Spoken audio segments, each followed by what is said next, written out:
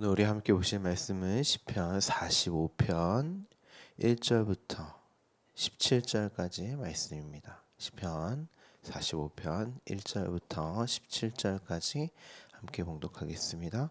내 마음이 좋은 말로 왕을 위하여 지은 것을 말하리니 내 혀는 글솜씨가 뛰어난 서기관의 붓끝과 같도다. 왕은 사람들보다 아름다워 은혜를 입술에 머금으니 그러므로 하나님이 왕에게 영원히 복을 주시도다. 용사여 칼을 허리에 차고 왕의 영화와 위엄을 입으소서. 왕은 진리와 온유와 공의를 위하여 왕의 위엄을 세우시고 병거에 오르소서. 왕의 오른손이 왕에게 놀라운 일을 가르치리이다. 왕의 화살은 날카로워 왕의 원수의 염통을 뚫으니 만인이 왕의 앞에 엎드려지는도다. 하나님이여 주의 보좌는 영원하여 주의 나라의 규는 공평한 규이니이다. 왕은 정의를 사랑하고 악을 미워하시니 그러므로 하나님 곧 왕의 하나님이 즐거움의 기름을 왕에게 부어 왕의 동료보다 뛰어나게 하셨나이다. 왕의 모든 옷은 모략과 침향과 육개의 향기가 있으며 상하궁에서 나오는 현악은 왕을 즐겁게 하도다. 왕이 가까이 하는 여인들 중에는 왕들의 땅이 있으며 왕후는 오빌의 금으로 꾸미고 왕의 오른쪽에 서도다. 딸이여 듣고 보고 귀를 기울일지어다. 내 백성과 내 아버지의 집을 잊어버릴지어다. 그리하면 왕이 내 아름다움을 사모하실지라. 그는 내 주인이시니 너는 그를 경배할지어다. 두로의 딸은 예물을 드리고 백성 중 부한 자도 내 얼굴 보기를 원하리로다. 왕의 딸은 궁중에서 모든 영화를 누리니 그의 옷은 금으로 수놓았도다. 수놓은 옷을 입은 그는 왕께로 인도함을 받으며 시종하는 친구 처녀들도 왕께로 이끌려 갈 것이라. 그들은 기쁨과 즐거움으로 인도함을 받고 왕궁에 들어가리로다. 왕의 아들들은 왕의 조상들을 계승할 것이라. 왕이 그들로 온 세계의 군왕을 삼으리로다. 내가 왕의 이름을 만세에 기억하게 하리니 그러므로 만민이 왕을 영원히 찬송하리로다. 아멘. 오늘부터 시편 45편을 함께 나누도록 하겠습니다. 시편 45편도 여러분 성경의 소제목을 보시면 고라자손의 맞스길, 사랑의 노래, 인도자를 따라 소사님에 맞춘 것 이렇게 되어 있습니다. 자, 우리가 지난 시간까지 맞스길, 고라자손의 맞스길, 지혜에 대해서 함께 나누었습니다. 시편 45편도 그 지혜에 관한 내용이겠죠. 내가 하나님의 거룩한 자녀 흠없고 정결한 당신의 신부로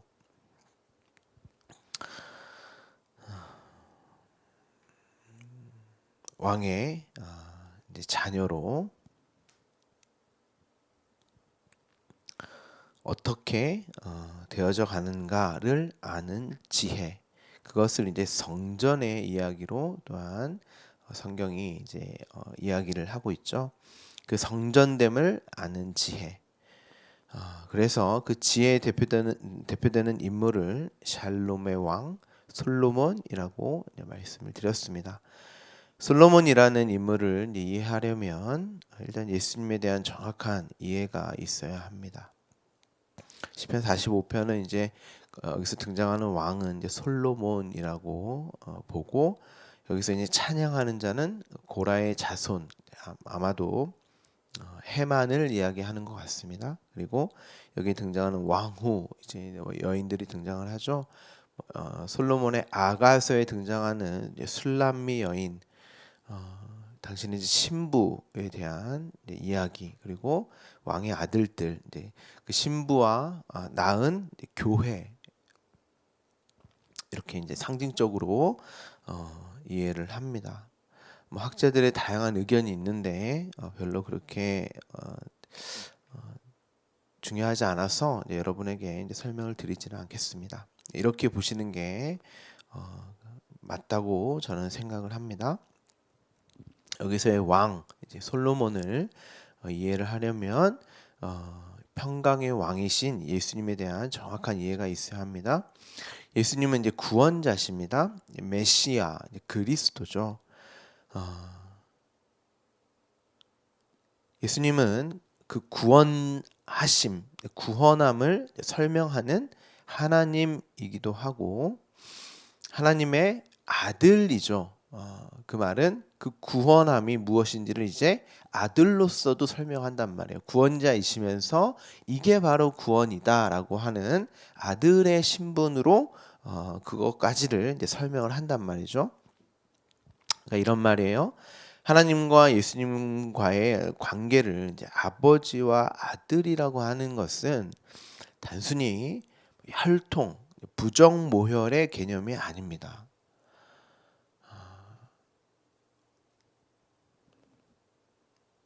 예수님이 하나님을 아버지라고 부르시잖아요. 예수님이 그렇게 하나님을 아버지라고 부르는 것은 이제 아부라는 단어인데요. 아바 아버지 우리가 이제 찬양도 하는데 앞에 아바는 아람어고 아버지는 이제 파테르 헬라어란 말이에요. 그러니까 앞서 아람어 이제 히브리어의 어떤 개념이 바로 이 파테르 아버지라는 언어로 쓰인다는 뜻이에요. 단순히 아빠 뭐 친근함을 표현하는 그런 단어가 아닙니다. 그러니까 이제 아브라는 그 개념이 아버지다 이러는 것인데 히브리어에서 아브는 알렙벳이라고 해서 이제 하나님의 집 성전을 의미한단 말이에요. 예수님도 그 아버지와 아들의 관계를 이렇게 설명하세요. 내가 아버지 안에 아버지가 내 안에. 그러니까 하나님이 거하시는 처소 성전으로서의 그 성전됨 그 연합의 관계를 아버지 아바라고 하고 그래서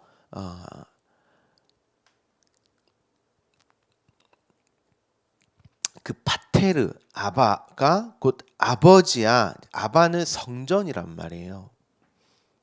하나님과의 그 연합됨,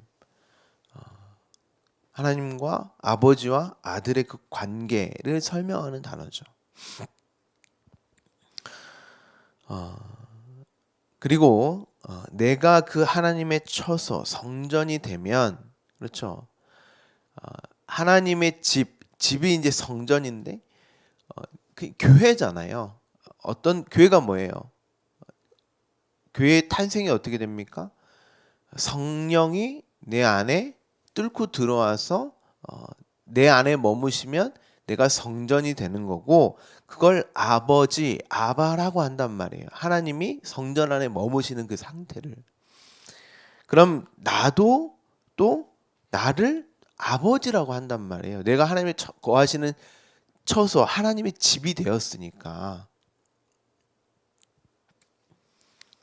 그래서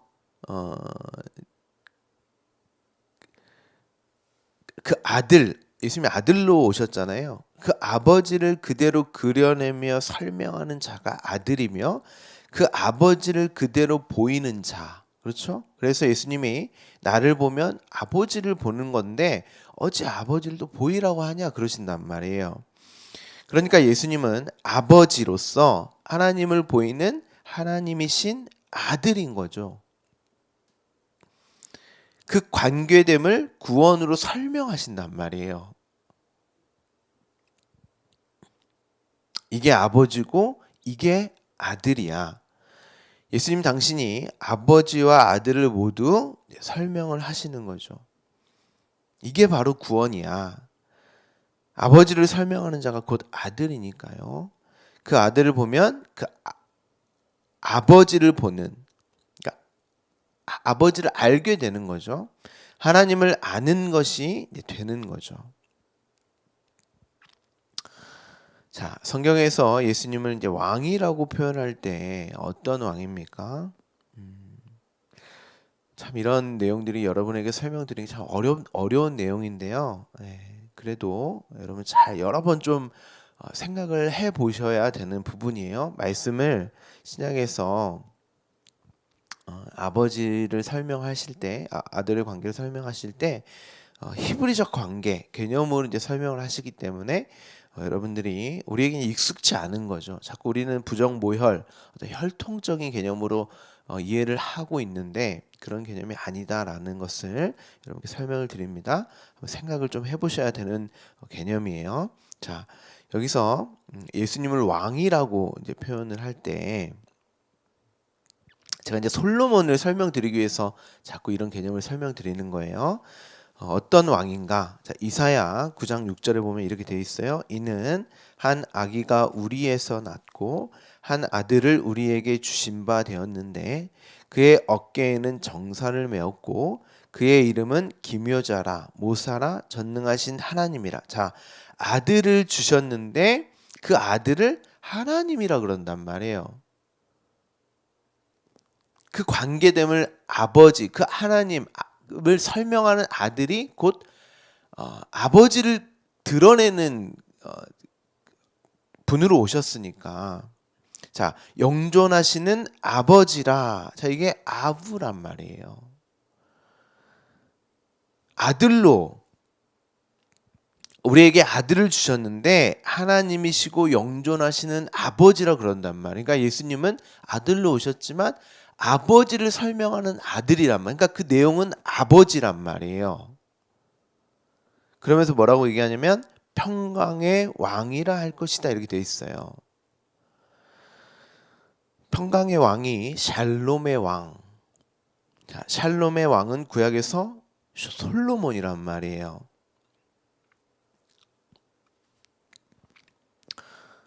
그래서 솔로몬도 다윗을 내용으로 가진 자예요. 아버지인 다윗을 내용으로 가진 왕이죠.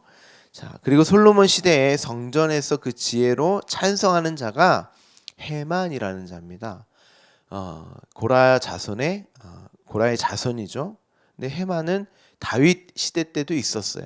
솔로몬 시대 때까지 활동을 했던 사람인데 시편 45편의 그 왕, 평강의 왕을 찬송하는 자가 고라 자손의 마스길이고 그가 솔로몬, 자, 아버지와 아들, 평강의 왕이신 예수 그리스도를 예표하는 솔로몬을 찬송하는 그자란 말이에요. 무엇을 찬송하는가? 시편 45편이 자, 여기서 등장하는 왕후, 딸들, 왕자들이 등장을 합니다. 앞서 제가 왕후는 신랑의 신부, 딸들, 왕자는 그 자녀잖아요. 그 교회를 이야기하죠. 사실 왕후도 신부도 교회잖아요. 여기서 이제 왕후는 아가서에 나오는 솔로몬의 아내 이제 술람입니다. 술람미가 누구냐면 애굽 여자예요. 아가서를 읽어보면 아시겠지만 이 술람미는 절대 솔로몬과 혼인할 수 없는 존재예요. 애굽 여자고 노예이기 때문에. 그런데 솔로몬의 사랑으로 이 술람미를 아내로 세우신단 말이에요. 그래서 오늘 소제목에도 사랑의 노래 이렇게 기록이 되어 있죠. 그 왕의 사랑, 그 신랑의 사랑을 노래하는 어떻게 술람미를 신부로 맞이하였는가? 자, 이 술람미가 누굽니까? 고라 자손. 절대 예수 그리스도를 신부가 될 수 없는 반역자요, 원수 대적자란 말이에요. 그런데 예수 그리스도가 그들을 사랑함으로 은혜로 구원하셨고 그렇게 살아난 그들이 내가 어떻게 하나님의 신부가 되었는가, 내가 어떻게 그 신랑과 연합되는 성전이 되었는가, 거룩한 성전이 되었는가를 찬송하는 시란 말이에요. 자, 소제목을 보시면 그 사랑을 이제 소사님에 맞춘 것 이렇게 되어 있죠. 여기 뭐 운율, 가락이라고 이제 보는 학자도 있는데 여기서 소사님 이렇게 되어 있는데 소산이라고 번역된 단어는 백합 연꽃이에요. 자, 아가서 2장 1절에서 2절을 보면 이렇게 되어 있습니다. 나는, 자, 아가서는 솔로몬의 아가죠. 여기서 나는 이제 솔로몬이겠죠. 예수 그리스도를 상징하는 왕으로서의 그 솔로몬입니다.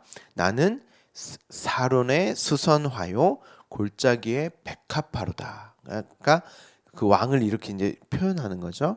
2절을 보면 여자들 중에 내 사랑은 가시나무 가운데 백합화 같도다. 여기서 샤론의 꽃 수선화 골짜기의 백합화는 여자들 중에 당신의 사랑, 자, 그 백합화 같다고 하는 이가 솔로몬이고 예수 그리스도를 이제 상징적으로 표현하는 단어란 말이에요. 이 꽃이 성막 또는 언약궤 앞에 두었던 장식이었다고 또 합니다. 그런데 확실히 성경에 나오는 곳이 있어요. 열왕기상 7장 21절, 22절에 보면 이렇게 되어 있습니다. 이 두 기둥은 성전의 주랑 앞에 세우되 오른쪽 기둥을 세우고 그 이름을 야긴이라 하고 왼쪽에 기둥을 세우고 그 이름을 보아스라 하였으며 그 두 기둥 꼭대기에는 백합화 형상이 있더라. 여기서 백합화 형상이 소산이란 말이에요. 이 두 기둥의 공사가 끝나니라 이렇게 되어 있습니다. 성전의 두 기둥, 이 기둥에 백합화 형상이 되어 있다고 되어 있는데요. 이 기둥이라는 단어가 모세오경에서는 불기둥, 구름기둥이에요. 이 기둥이 뭐였어요? 이스라엘 백성과 늘 함께 있었던 기둥이란 말이에요. 이 기둥이 언약의 기둥, 자, 세우다, 서다, 스타우로스, 십자가라는 기둥이란 말이에요. 앞서 아가서 2장 2절에서 여자들 중에 내 사랑은 이라고 이렇게 되어 있잖아요. 자, 하나님의 사랑의 확증이 어디에서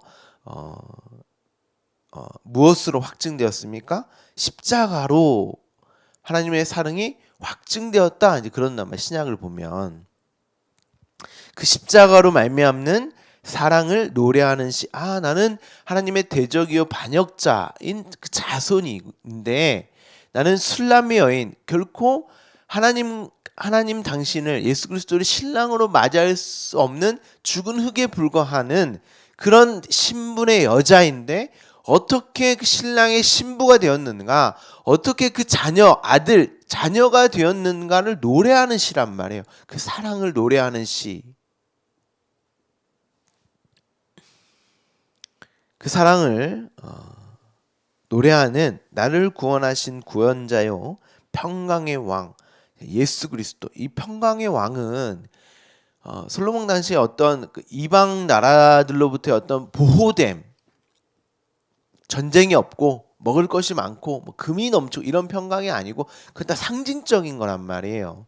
평강의 왕은 앞서 그러잖아요. 제가 말씀드렸잖아요. 이사야 9장 6절에 보면 그 아들을 우리에게 주신 바 어깨에는 정사를 메었고 기묘자 모사라 전능하신 하나님, 그 하나님을 설명하는, 아버지와 연합됨을 설명하는 그 구원의 상태. 원수요 대적자요 없으며 티끌에 불과한 우리가 어떻게 하나님과 연합하여서 산자, 생기가 주어진 산자, 아들이 되었는가, 어떻게 신부로 세워졌는가 하는, 원래 원수요 대적자인 우리가 그 에이렌의 평강이라고 하는 딱 이제 에이렌의 평강이라는 단어는 등을 돌리고 있는 상태에서 다시 마주보게 되어서 꽉 끌어안는 상태란 말이에요. 이 단어가 이제 두 결의의 소를 표현하는 단어인데 원래 한 방향을 메고 가잖아요. 이스라엘은 항상 두 소를 매게 한단 말이에요. 그런데 그 멍에를 매게 하는데 원래는 이거 다 설명은 좀 오래 걸리니까 각자의 길을 가는데 두 소가 한 방향으로 멍에를 메고 가면 그게 에이렌의 평강이라 그런단 말이에요. 그 소는 알렙, 하나님의 집 할 때 알렙이 하나님이기도 하지만 소이기도 하고 소이지만 사람, 우리를 표현하는 단어기도 한단 말이에요. 그 소가 어떻게 한 방향으로 멍에를 매는가? 왜 그게 수고하고 무거운 짐이 되어지지 않는가? 왜 그래요? 여기 보면 어깨의 정사를 예수 그리스도가 메셨기 때문에, 수고하고 무거운 짐을 예수 그리스도가 다 메셨기 때문에 우리는 한 방향으로만 걸으면 수고하고 무거운 짐이 아니란 말이에요. 그러면 그걸 평강이라고 그러고, 그게 곧 하나님과 우리가 같이 함께 걷는 꽉 끌어 안은 상태란 말이죠. 그로 주어지는 평강이 세상이 줄 수 없는 그 평강. 단순히 전쟁이 없고 먹을 것이 많고 금은이 많은 그 상태를 평강이라고 하지 않고, 그 세상도 줄 수 있는 평강이잖아요. 근데 그것 우리에게 이제 그 하나님과의 관계를 설명하기 위한 그런 것들을 이제 사용해서 설명을 하는 거죠.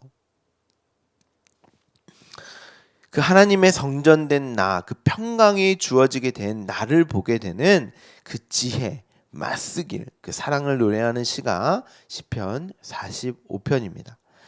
여러분은 그 지혜로 그 사랑을 노래하는 삶을 살고 계십니까? 오늘도 내 안에 있는 그 말씀, 언약의 기둥으로 말미암는 십자가로 말미암는 그 사랑을 노래하는 삶을 살고 계십니까?